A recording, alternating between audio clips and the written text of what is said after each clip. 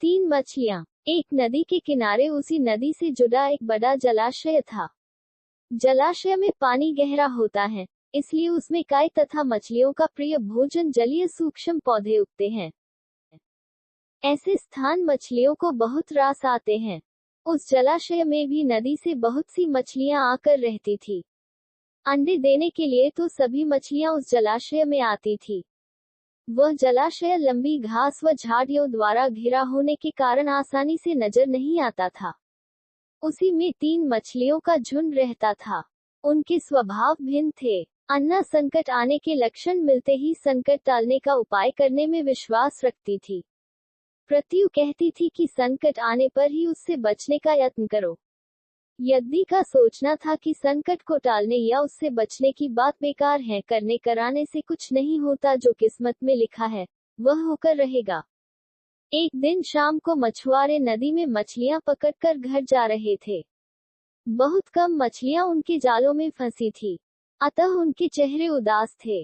तभी उन्हें झाड़ियों के ऊपर मछलीखोर पक्षियों का झुंड जाता दिखाई दिया। सबकी चोंच में मछलियां दबी थी। वे चौंके। एक ने अनुमान लगाया, दोस्तों, लगता है झाड़ियों के पीछे नदी से जुड़ा जलाशय है, जहां इतनी सारी मछलियां पल रही हैं। मछुआरे पुलकित होकर झाड़ियों में से होकर जलाशय के तट पर आ निकले और ललचाई नजर से मछलियों को देखने लगे। एक मछुआरा बोला, आहा, इस जलाशय में तो मछलियां भरी पड़ी हैं। आज तक हमें इसका पता ही नहीं लगा। यहाँ हमें ढेर सारी मछलियां मिलेंगी। दूसरा बोला। तीसरे ने कहा, आज तो शाम घिरने वाली है, कल सुबह ही आकर यहाँ जाल डालेंगे। इस प्रकार मछुआरे दूसरे दिन का कार्यक्रम तय करके चले गए। तीनों मछलियों ने मछुआरे की बात सुन ला थी। अन्ना मछली ने कहा, साथियों, तुमने मछुआरे की बात सुन ली। अब हमारा यहाँ रहना खतरे से खाली नहीं है। खतरे की सूचना हमें मिल गई है। समय रहते अपनी जान बचाने का उपाय करना चाहिए। मैं तो अभी ही इस जलाशय को छोड़कर नहर के रास्ते नदी में जा रही हूँ।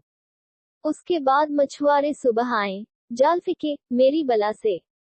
तब तक मैं तो बहुत दूर अटखेलियां कर रही होऊंगी। प्रत्यु मछली बोली, तुम्हें जाना है तो जाओ, मैं तो नहीं आ रही।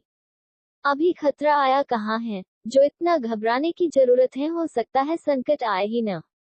उन मछुआरों का यहाँ आने का कार्यक्रम रद्द हो सकता है। हो सकता है रात को उनके जाल चूहे कुतर जाएं। हो सकता है उनकी बस्ती में आग लग जाए। भूचाल आकर उनके गांव को नष्ट कर सकता है, या रात को मूसलाधार वर्षा आ सकती है और बाद में उनका गांव बह सकता है। इसलिए उनका आना निश्चित नहीं है। जब वह आएंगे तब की तब सोचेंगे। हो सकता है मैं उनके जाल में ही न फंसूं। यद्दी ने अपनी भाग्यवादी बात कही, भागने से कुछ नहीं होने का। मछुआरों को आना है तो वह आएंगे। हमें जाल में फंसना है तो हम फंसेंगे। किस्मत में मरना ही लिखा है तो क्या किया जा सकता है। इस प्रकार अन्ना तो उसी समय वहां से चली गई। प्रत्यु और यद्दी जलाशय में ही रही। भोर हुई तो मछुआरे अपने जाल को लेकर आए और लगे जलाशय में जाल फेंकने और मछलियां पकड़ने। प्रत्यु ने संकट को आए देखा तो लगी जान बचाने के उपाय सोचने। उसका दिमाग तेजी से काम करने लगा। आसपास छिपने के लिए कोई खोखली जगह भी नहीं थी। तभी उसे याद आया कि उस जलाशय में काफी दिनों से एक मरे हुए ऊदबिलाव की लाश तैरती रही है। वह उसके बचाव के काम आ सकती है। जल्दी ही उसे वह लाश मिल गई। लाश सने लगी थी। प्रत्यु लाश के पेट में घुस गई और सदती लाश की सदांध अपने ऊपर लपेटकर बाहर निकली। कुछ ही देर में मछुआरे के जाल में प्रत्यु फंस गई। मछुआरे ने अपना जाल खींचा और मछलियों को किनारे पर जाल से उलट दिया। बाकी मछलियां तो तड़पने लगी, परंतु प्रत्यु दम साध कर मरी हुई मछली की तरह पड़ी रही। मछुआरे को सदांत का भापका लगा तो मछलियों को देखने लगा।